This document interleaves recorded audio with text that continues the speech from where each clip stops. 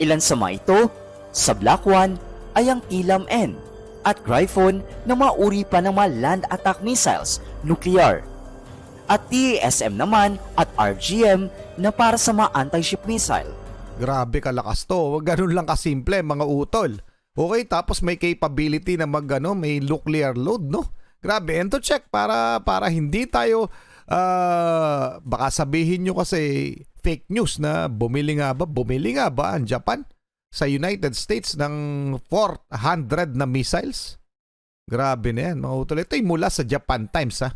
The Japan Times. Ayan ha. Oh, ayan para makita nyo. Tama? Hindi mo makita yung title ng The Japan Times. Japan inks deal to buy 400 long-range missiles from US. Okay, yan po yung mismong article. Japan signed, napirmahan na, a deal with its ally, the United States, on Thursday to buy 400 long-range Tomahawk missiles. Mga karunungan, kaalaman, teorya, kasaysayan, hiwaga, at mga bagong tuklas. Alamin natin. Etong next topic natin, next featured video mga utol ay isa sa mga magpapatunay o nagpapatunay na talagang nalalapit na ang digmaan. Okay? So palala na ng palala dahil ang mga iba't ibang malalakas na bansa ay patuloy na naghahanda sa napipinto o nagbabadyang gera. Ayan pa mga utol. Lagot na. Japan bumili ng 400 missiles sa United States. Kabado na ang China. Pero ang kagandahan nito, itong Japan ay kakampi natin pero hindi po maganda na matutuloy talaga yung World War III. Okay, ito'y mula kay Sir Lester Channel. Pakisubscribe siya. Pakilagay yung all. Pakilike na rin yung video game na mga utol. Mamaya syempre, as usual, i-check natin o i-counter check natin ang legitimacy nitong nasabing featured video o yung naturang balitang ito. Sir Lester Channel.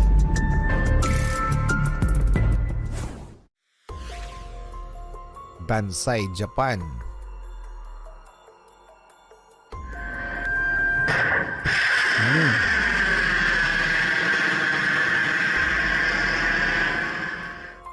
Kapansin-pansin ng China ay nagiging agresibo lamang sa mga bansang alam nilang kakayanin nila, gaya lamang ng Vietnam, Taiwan, at ng Pilipinas. Tama. Pero may isang bansa na kung sanay katunggali din nila sa isang isla na kung sanay pagmamayari pa rin daw ng China. At ito nga ang Senkaku Island. At ang kalaban nga nila dito ay ang mga Hapon. At sa gitna ng sunod-sunod na kaguluhan na nagaganap ngayon sa Middle East ay tila mas lalong nagpapalakas na din ang Japan sapagkat bumili ito ng daang-daang missiles sa US. Nice one. So ano nga ba ang tumatakbo sa isipan ngayon ng mga Hapon?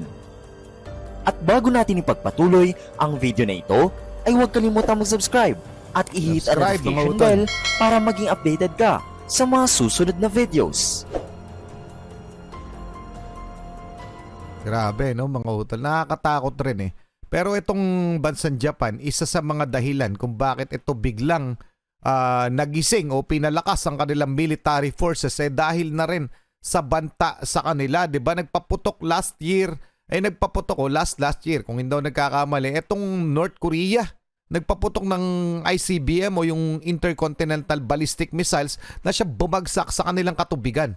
Dito sa malapit sa katubigan ng Japan. So na-threaten sila doon. Bukod doon mga utol, syempre knowing Japan, isa yan sa top 10 most powerful countries in the world. Okay? And iniikutan yung mga isla nila ng China. Pero dati pa, ito nananahimik talaga tong Japan pero bigla silang nagising at biglang nagpalakas muli ng kanilang military forces. So anong dahilan nun? Walang iba kundi may nagbabadyang gera. May banta. Okay? So tuloy muna natin.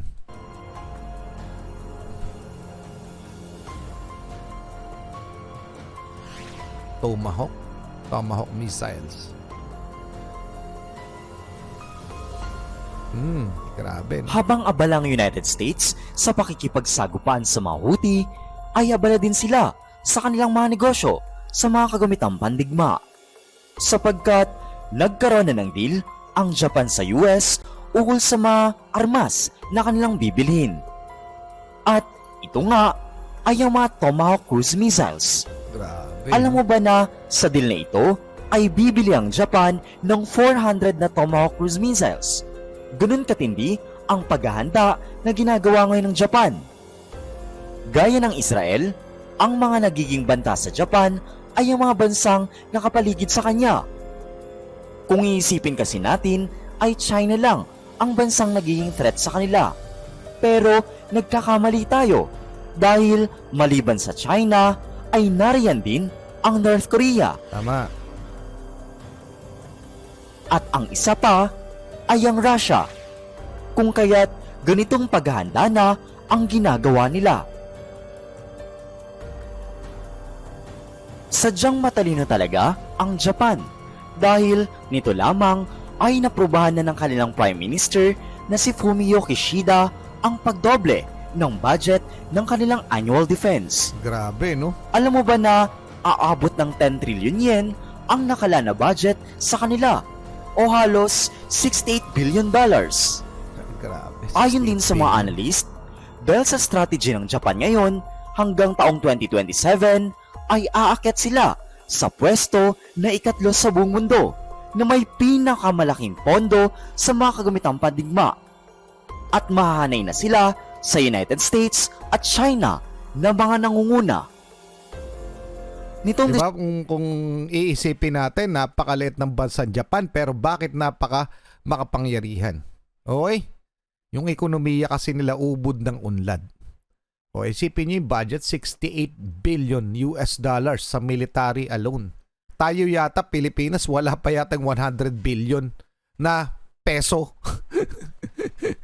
Diba? Kasi mga utol, parang kung hindi ako nagkakamali parang 60 to 80 million ang isang jet fighter alone.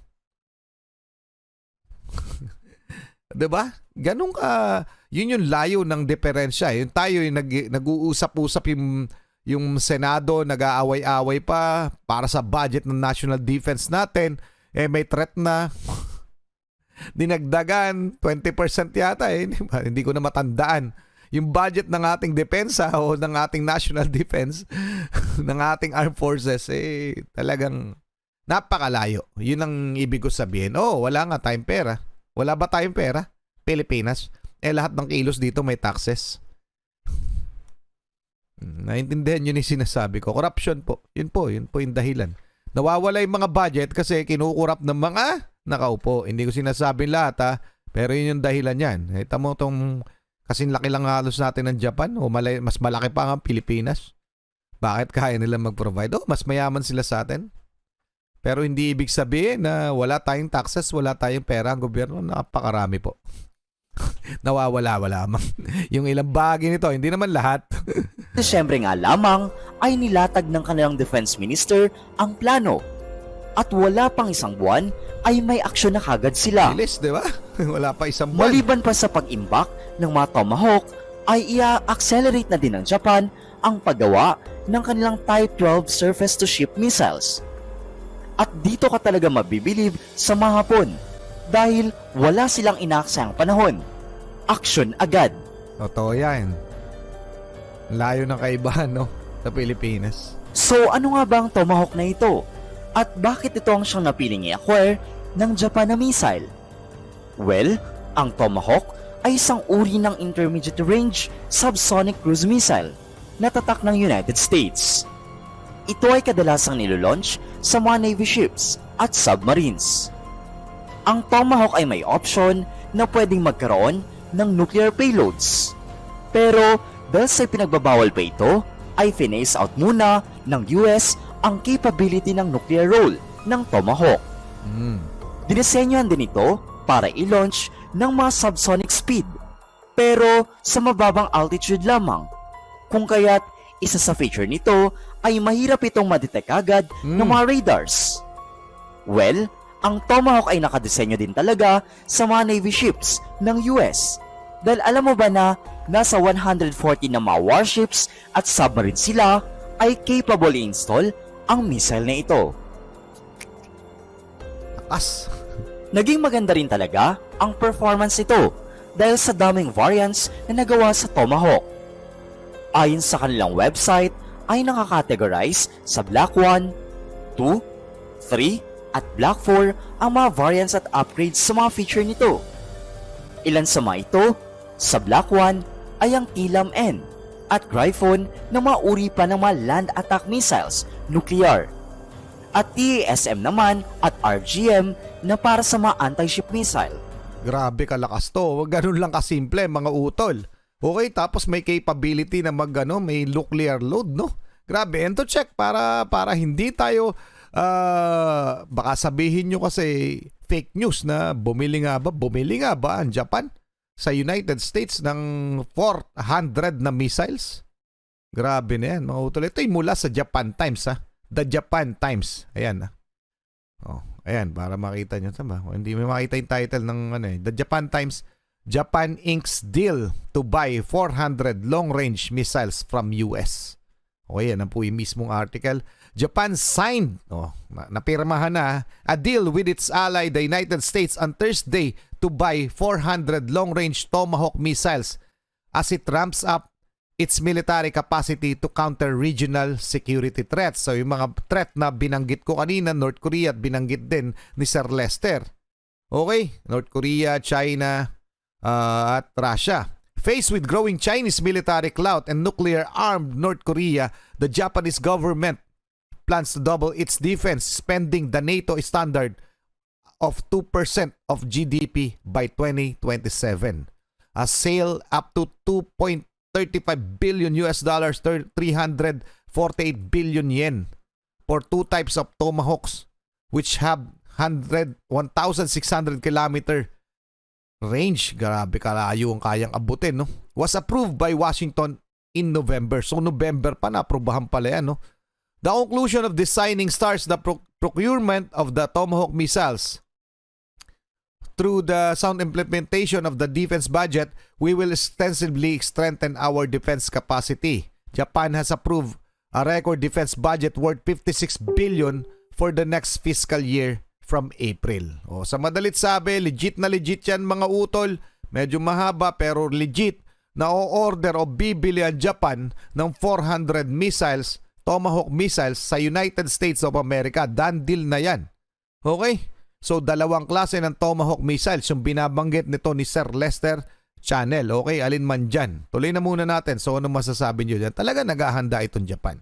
Yun lang kasimple yun. Naghahanda sa nagbabadyang gera at sa mga banta sa kanilang seguridad. Sa Black 2 naman ay ang TLAM-C na para sa mga makukunat na targets. At TLAM-D naman na para sa mga soft targets. Ang Black 3 naman ay upgrade sa mga Tomahawk missiles para magkaroon ng coordinated attacks capability. At ang mga nasa Black 4 naman ay ang mga pinaka-modern version ng Tomahawk, which is capable na sa mga loitering flight na aabot ng higit pa sa 1 oras. At ayon sa ibang source, ay mayroon na din silang Black 5 variants. Grabe, no? Pero dalawang klase lang bibili ng Tomahawk ay may haba na nasa 18.4 feet at may range na aabot ng 2,400 kilometers o halos 1,500 miles. Grabe, no? Ang bilis naman ito ay papalo ng 885 miles per hour. Bilis! Ang missile naman ito ay pwedeng i-launch vertically sa mga warships at pwede ring horizontal if gagamit ng mga torpedo tubes sa mga submarines. Ito rin ay gumagamit ng turbofan engine wherein hindi siya nag-emit ng init. At ito ang siyang dahilan kung bakit mahirap siyang i-detect ng mga infrared detectors.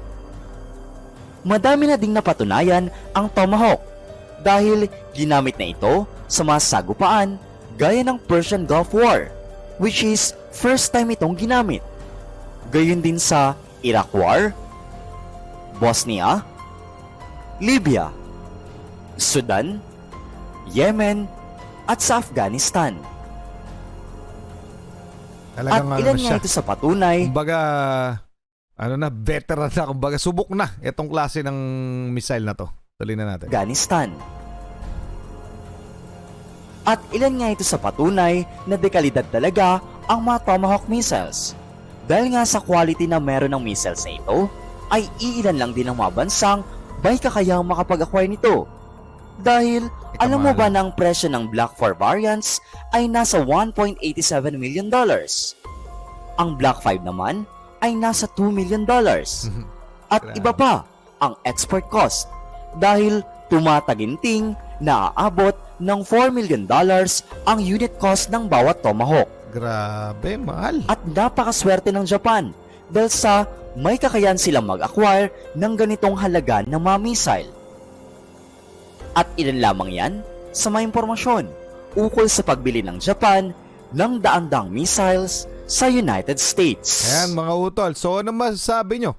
So pero tama lamang na nagpapalakas talaga. Hindi naman para kay etong Japan dahil nagpapalakas o United States nagpapalakas para sumagupa o para sila yung magsimula. Talaga pinaghahandaan nila yung threat na ginagawa ng China, nitong North Korea at ng Russia. So ano kayong kalalabasan nito? Malapit na nga ba itong napipintong gera? Pa-comment ang inyong mga opinyon. Nakakatakot na mga utol. Anyway, maraming salamat kay Sir Lester Channel. Maraming salamat sa inyo mga utol. Muli ako si Target Achilles. In behalf of the Real South Pride Production, ako ay nagpapasalamat sa walang sawa niyong pagsuporta. Kayo mag-iingat, keep safe, God bless at saludo po ako sa inyo lahat. Huwag niyo kakalimutan mag-subscribe at paki-comment ang inyong opinyon. Paki-like na rin ng video. Salamat po.